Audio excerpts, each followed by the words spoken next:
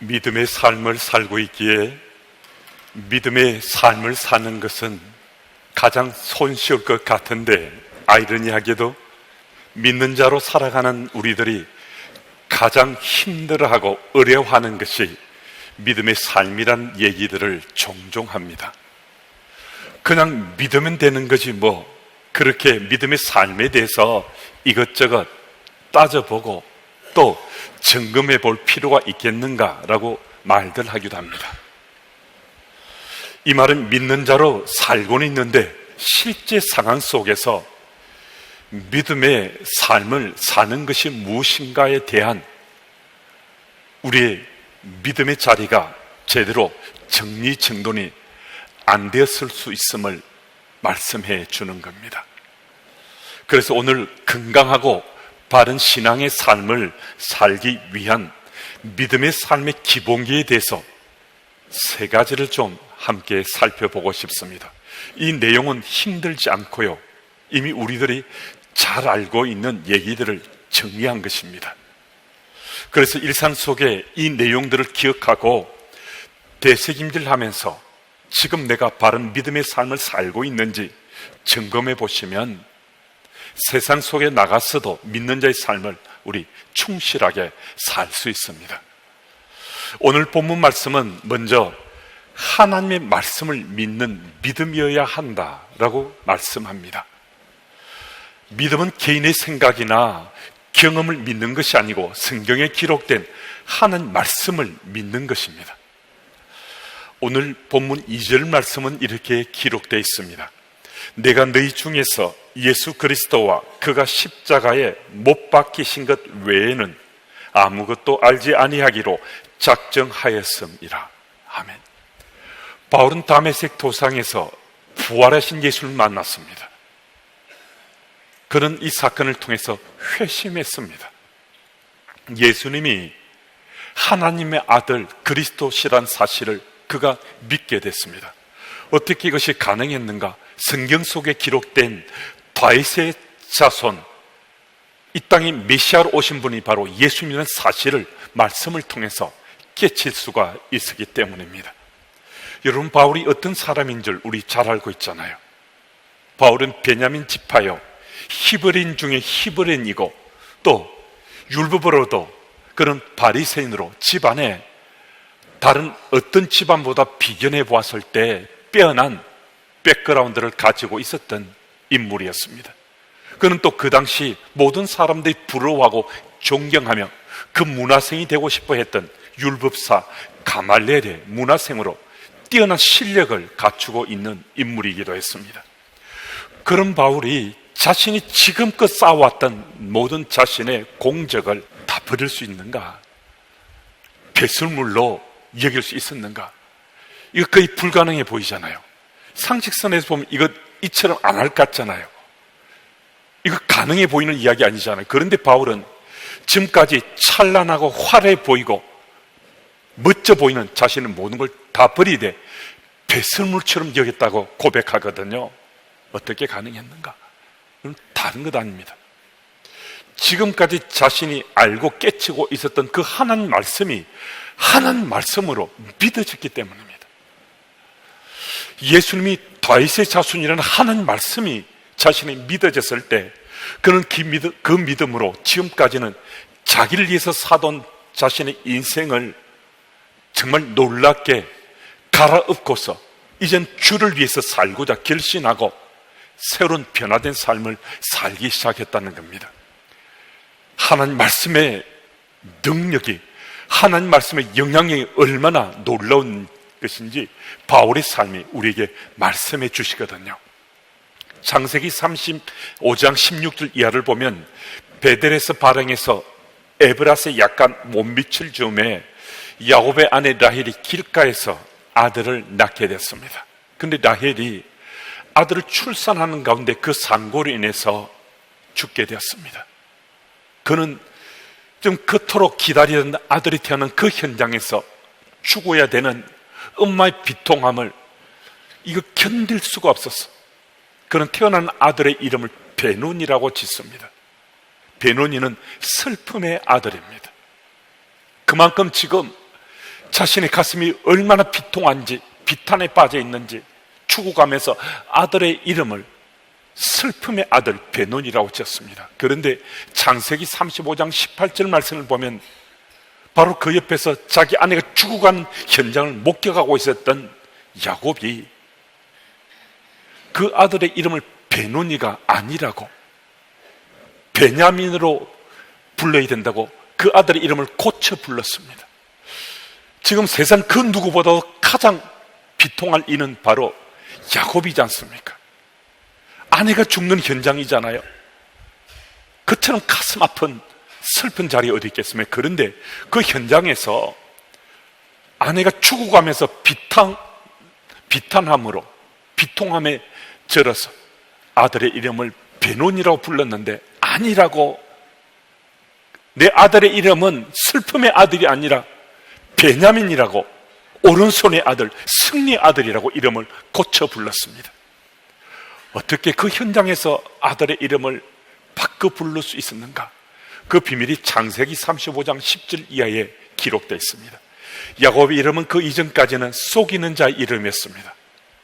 그런데 하나님께서는 그에게 은혜를 베푸셔서 그 이름을 이스라엘로 바꾸어 주셨습니다. 이긴 자의 이름 이스라엘이 된 것입니다. 그의 이름이 야곱에서 이스라엘로 바뀐 것은 하나님께서 말씀을 주셔서 그 말씀으로 그 이름이 바뀌어진 겁니다. 무슨 말씀인가? 지금 야곱의 삶은 하나님 말씀으로 충실해져 있다는 겁니다. 하나님 말씀이 그에게 믿어졌기 때문에 그 이름이 야곱에서 이스라엘로 바뀐 것이 믿어진 겁니다. 창세기 35장 15절 말씀을 제가 읽습니다. 하나님이 자기와 말씀하시는 곳에 이름을 베델이라 불렀더라. 하나님 말씀으로 충실해 있었던 야곱은 자신의 고백으로 그 자리를 베델로 불렀습니다. 바로 그 직후에 에브랏 길가에서 아내가 아들을 출산하다가 산고로 죽게 되었습니다. 지금 그 비탄함의 현장에서 야곱은 자기 속에 역동하고 있는 하나님 말씀이 느껴졌습니다. 지금 가슴을 치고 통곡하며 슬픔에게 어찌할 줄 몰라야 되는데 지금 하나님 말씀으로 그 삶이 가득 채워져 있습니다. 그래서 아내가 부르는 베논이가 아니라고, 내 아들은 슬픔의 아들이 아니라고, 내 아들은 승리의 아들이라고 베냐민으로 그 이름을 바꿔 불렀습니다. 지금은 고통의 자리잖아요. 지금 그 고통의 현장 그 순간에 야곱은 지금 이 슬픔은 슬픔으로 끝나는 것이 아니라 하나님께서는 마침내 승리로 바꿔주실 것이다, 이 믿음 가지고 그 아들의 이름을 바꿔 불렀습니다. 이 하나님 말씀이 우리 속에 차고 넘쳐나고 하나님 말씀이 믿어지는 그 믿음이 있으면 이 땅의 삶 가운데 어떤 고난의 현장이 던져지더라도 우리는 그 고난만 보는 것이 아니라 고난 저 너머에 있는 하나님의 영광을 볼 수 있고 승리 깃발을 펄럭이는 그 현장을 기대할 수 있다는 것입니다. 성경적 삶의 가치관을 가진 대표가 운영하는 미국의 칙펠레라는 치킨 버거를 메뉴로 하는 패스트푸드 체인이 있습니다. 칙펠레는 일요일은 주님의 날이어서 그 샵에 문을 닫습니다. 주일은 하나님께 온전히 드린다는 설립 정신에 따라서 대형 몰에 입점해 있는 칙펠레도 주일은 문을 닫습니다. 이 대형 몰의 규정은 어떤 샵도 주일도 문을 열어야 됩니다. 그런데 칙펠레만은 예외적으로 문을 닫는 것을 허용해 주었다는 거예요. 6일 동안 열심히 일한다는 겁니다. 주일날 일하지 않아요. 그런데 6일 동안 일한 그 매상이 7일 동안 일한 그 몰의 어떤 업체보다도 가장 매출이 많다는 겁니다. 그래서 대형몰의 업주들이 칙펠레가 입점하게 되면 주일은 쉴 수 있도록 문을 닫도록 해준다는 겁니다. 전문가들이 생각했습니다. 예상했습니다. 몰에서 일요일에 문을 닫으면 저것 오래지 않으면 망할 것이라고. 그런데요, 칙펠레는 지난 10년간 매출이 3배나 증가했고 2018년에는 그 매출이 102억 달러로 하나 약 12조에 달하는 미국의 세 번째로 큰 패스트푸드 체인이 되었습니다. 그리고 2015년 이래 패스트푸드 소비자 만족 지수에서 1위를 지켜가고 있습니다. 창립자의 아들인 댄 캐시 회장이 이렇게 말합니다. 72년 전 아버지가 가게를 열고 그 비전과 가치관을 가지고 우리 일터를 운영했는데 저는 그 가치관과 비전으로 이 가게를 잇고 있습니다. 하나님 말씀이 우리 가운데 있을 때 하나님이 일하심을 저는 체험했습니다. 하나님 말씀을 온전히 믿을 때 하나님께서 얼마나 놀랍게 역사하시는지 제 아버님도 저도 우리 기업도 체험하고 오늘도 살고 있습니다. 무슨 말씀이신가? 주일날 가게 문을 닫아야 하나님께서 역사하시고 복을 주시고 은혜를 베푸신다, 이 말씀을 드리는 것 아니잖아요. 하나님 말씀의 능력을 믿고서 하나님 말씀대로 살았더니 하나님께 놀랍게 개인의 삶에도 기업에도 그 일상의 삶의 순간순간마다 역사하시더라 하는 자기 고백을 지금 말씀드리는 거거든요. 기업을 경영하든 직장 생활을 하든 학생이든 가정주부든 목사든 선교사든 어떤 현장에 살든 간에 우리 믿음의 삶의 기본은 하나님 말씀을 믿는 것이라는 겁니다. 하나님 말씀을 믿으면요, 일상 속에서 하나님 말씀이 믿어지면요, 우리의 삶은 하나님 역사하시는 그 손길을 체험하며 오늘도 살고 내일도 살 수 있습니다. 어떤 한때 두 때만의 스토리가 아니에요. 특별한 은혜를 받을 때 하나님 말씀이 내게 믿어지구나, 이런 스토리가 아니에요. 하나님 말씀이 내 일상의 삶 가운데 언제나 믿어지는 은혜 속에 우리가 거할 수 있다는 겁니다. 그래서 믿음의 삶의 기본기 중에 하나는 하나님 말씀을 믿는 것이다 하는 이 의식을 가지면 우리는 세상 속의 그리스도인으로 멋지게 살아갈 수 있습니다. 그 현장에 함께 서시는 여러분들과 제가 되기를 예수 이름으로 축복합니다. 아멘. 그리고 오늘 말씀은 또 예수 그리스도 십자가 사건을 믿는 믿음이어야 한다라고 말씀합니다. 바울은 그 누구보다도 예수 믿는 자들을 핍박했던 입니다.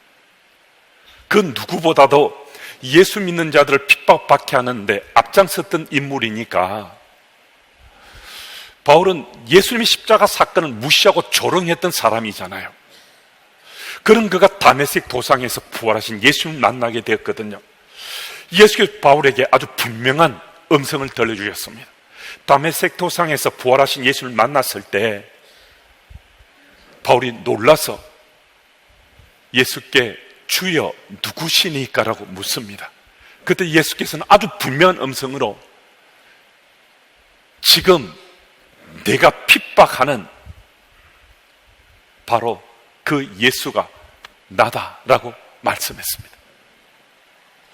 그 순간 바울은 꼬꾸라졌습니다. 바울은 3일 동안 눈을 뜨지 못했습니다.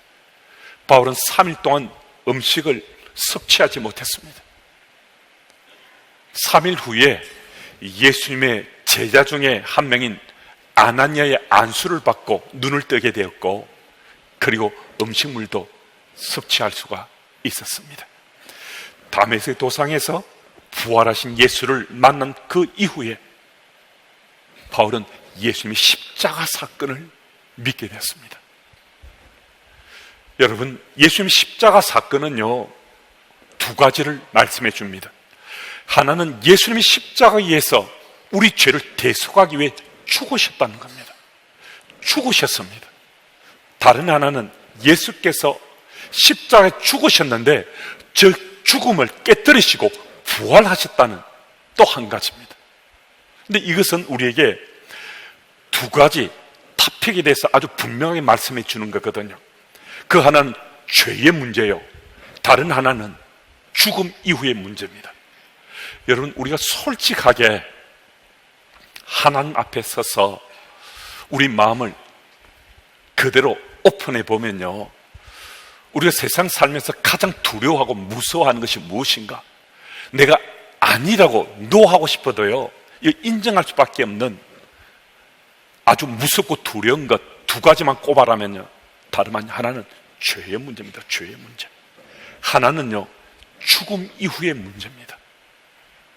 그럼 다른 것은 그래도 좀 덜 무서운데, 조금 덜 두려운데, 이 죄의 문제, 죽음 이후의 문제는요, 이것을 생각해 보면 두렵고 떨릴 수밖에 없습니다. 그럼 죄는 이 땅에 있는 우리를 가장 고통스럽게 하는 거거든요. 내 속에 있는 것이나 세상 어떤 것으로도 이게 해결이 안 돼요. 그런데 정말 놀랍게도 어느 날 예수님이 그리스도로 하나님 아들을 믿어졌어요. 이것이 믿어지는 순간에 예수의 십자가 사건을 통해서 나의 죄를 대속하셨다, 이 사실이 믿어지게 된 거예요. 그럼 이 사실이 믿어지면요, 우리는 정말 해방될 수 있습니다. 자유할 수 있습니다. 과거의 죄도, 현재의 죄도, 미래의 죄까지도요, 예수님의 십자가 사건은 우리 모든 죄를 깨끗하게 씻으신 겁니다. 그래서 우리는 이 죄의 문제, 이 두려움으로부터 해방될 수 있거든요. 그런데 이것만으로 충분하지 못한 거예요. 죽음 이후의 문제가 남겨져 있는데요, 그런데 예수 십자가 사건을 믿으니까 죄의 문제뿐만 아니라 예수께 죽음을 깨뜨리고 부활하셨다는 이 사실이 믿어졌어요. 죽음 이후에 영원한 생명이 있다는 이 사실이 믿어진 거예요. 무슨 말씀이신가? 죽음 이후에 내 삶이 끝이 아니고 영원한 생명을 누리게 된다는 이 사실까지 믿어졌다는 거예요. 여러분, 이 땅에 발 딛고 사는 우리들이 신앙의 삶을 살고 있지만은 죄의 문제와 죽음 이후의 문제는 언제나 우리의 삶의 딜레마였습니다. 그런데 이제 예수님의 십자가 사건이 믿어졌어요. 그 말씀은 죄의 문제와 죽음 이후의 문제가 해결되었다는 거거든요. 믿음의 삶의 기본기 중 또 하나는 예수님의 십자가 사건을 믿는 거예요. 이걸 믿으면 죄의 문제, 죽음 이후의 문제가 해결되는 거거든요. 예수님의 십자가 사건을 믿으심으로 믿음의 기본기를 더 다져서 정말 자유한 당당한 그리스도인으로 살아가시는 여러분들이 다 되시길 바랍니다. 그리고 오늘 본문은요, 또 한 가지 성령의 역동하심에 대한 믿음이어야 한다라고 말씀합니다. 바울은 4절 말씀을 통해서 자신의 전도자의 삶은 성령이 나타나시고 그 능력을 힘입은 그 삶이다라고 자기 고백합니다. 성령의 기름 부으심이 체험되면 성령이 우리 속에 역동하심이 우리들에게 체험되는 거거든요. 제가 한 번씩 고린도전서 12장 3절 말씀을 인용하곤 하는데요, 고린도전서 12장 3절 말씀은 우리가 예수님을 구주로 믿게 된 것은 성령께서 도와주셔서 예수님을 구주로 믿게 되었다라고 말씀하고 있습니다. 그러니까 여러분과 제가 예수가 그리스도로 믿어졌다는 것은 이 성령께서 역사하신 거라는 거예요. 이 말씀은 내게 지금 성령이 아주 강건적으로 강하게 체험되지 않더라도 내가 예수님을 구주로 고백했다면 성령이 내 속에 내주하고 계시다는 거예요. 그런데 그 성령이 역동하시는 거예요. 성령이 움직이시는 거예요. 그러면요, 하나님 말씀이 내 속에서 살아 움직이게 되는 거예요. 이게 정말 중요한 건데요, 하나님 말씀을 듣기도 하잖아요, 보기도 하잖아요, 느끼기도 하는데 성령님이 우리 속에 역동하게 되면 그 말씀이 살아 움직인다는 거예요. 이 정말 놀라운 거거든요. 정말 신비한 거예요. 하나님 말씀이 성경 속에 갇혀 있지 않아요. 하나님 말씀이 잠시 느낌으로 지나가는 거 아니에요. 내 일상의 삶 가운데 그 말씀이 살아 움직여요. 정말 살아 움직여요. 성령이 내 속에 역동하면요, 내 인생이 지금 어떤 상황 속에 처해 있든 간에 나는 새롭게 회복될 수 있고요, 새롭게 살아날 수 있습니다. 수년 전 어떤 분이 미국에서 제가 섬기는 교회로 전화를 주셨습니다. 미국의 모 교회 출석하는 은주 집사님이라고 자신을 소개했습니다. 큐티에 대해서 좀 배우고 나누고 싶다고 하며 전화를 했습니다. 그 집사님이 자신이 섬기는 교회에 목사님 사모님을 찾아가서 큐티에 대해서 좀 배우고 싶다고 나누고 싶다고 말을 건넸더니만 그 사모님이 한국에 있는 김화수 목사에게 전화해서 좀 배우라고 그런 얘기를 했다는 거예요. 그 줌에 생명의 삶에 제 스토리가 실렸는데 그 이야기를 읽어보고 감동받았다고 그 목사님한테 전화해서 좀 배우라고 그런 얘기를 했다는 거예요. 그래서 그 은주 집사님이 제게 전화를 주셨다는 겁니다. 그래서 제가 그 집사님께 얘기했습니다. 큐티를 배우든 나누든 집사님 섬기시는 목사님이나 교회, 공동체, 가족들하고 나누는 것이지 집사님은 지금 미국에 계시고 저는 한국에 있는데 무슨 큐티를 배우고 나누느냐고 제가 그 말씀을 드렸더니만 그 집사님이 앞으로 그렇게 하겠는데 이왕 통했으니까 오늘부터라도 큐티 말씀을 좀 나눴으면 좋겠다고 그 이야기를 하셔서 그날부터 지금까지 제가 그 집사님하고 나누고 있는데요. 한 1년쯤 지났는데 그 집사님이 자기 후배인 자매 한 명이 여호와 정인에 빠져서 수년간 교회를 떠나 있었는데 그 자매가 그날 아침 자기에게 보낸 카톡 글이라 하면서 그것을 카피해서 제게 보냈어요. 그 내용은 이런 스토리였습니다. 언니, 나 세상살이가 너무 힘들어서 오늘 자살하려고 했어. 근데 언니가 내게 보낸 그 말씀을 읽는 순간 다시 나 하나님 앞에 엎드렸어. 그리고 나 죽지 않고 다시 살기로 했어. 저는 그 은주 집사님이 섬기는 교회 사모님과 일면식도 없습니다. 저 모르는 분이죠. 은주 집사님도 제가 전혀 모르는 사람이었습니다. 그런데 하나님께서는 특별한 방법으로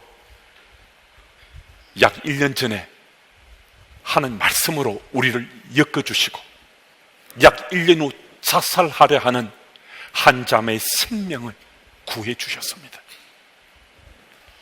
어떻게 이것이 가능했는가? 성령 하나님이 역동하시자 우리가 함께 나눈 그 큐티 말씀이 살아서 움직인 거예요.